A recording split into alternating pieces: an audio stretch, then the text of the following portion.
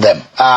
And the very now popular one is the issue of power. And the president said himself, he cannot, if I cannot give you power in 4 years, don't vote for me. When I come to you after 4 years, do not vote for me. And are you sure that the president said that? Because did he get on tape? I don't know if my producer let your people show it, because let the people show it, because I'm not aware that the president said that. I have seen headlines of some people saying that he said that. I'm not aware that he said that. Please go ahead. Yeah. So I mean, I can share the video with you if my producers get it ready. The president said this was before the election, and the question we'll be asking is that if by that judgment, should anybody look in the direction of APC or President Tinubu? Of security that you were mentioning, there are those who will say, yes, there are gains that are being made, but yet people are still being killed. Yes, this is what because security is not. Can I respond to that? Security does not improve overnight. It improves over time. You saw what happened in Benue.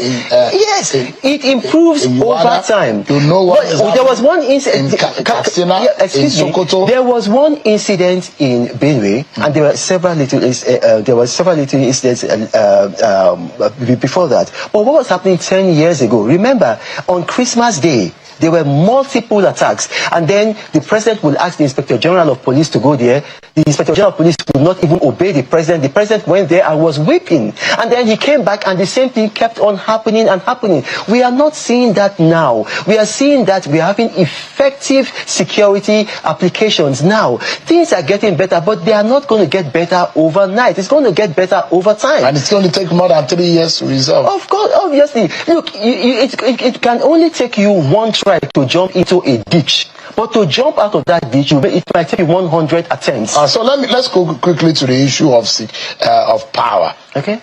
The president said, if I don't provide it, don't vote for him, don't re-elect him. Now, like, I'm going to say this now. I haven't seen that, but let me just say, because I have confidence in you, so let me take your word as true. But I'm going to tell you something there.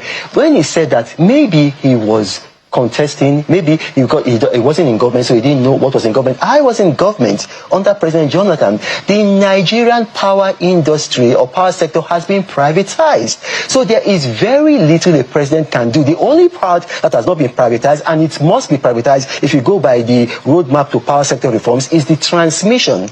So if a president comes in, if a presidential candidate comes and says that, okay, well, I'm going to do this, I'm going to do this, I'm going to do this, he is limited by what he can do. So you are saying Nigeria should forgive the president for saying what he knows he cannot do? First and foremost, I have to see what the president said so that I can accurately, litigate that.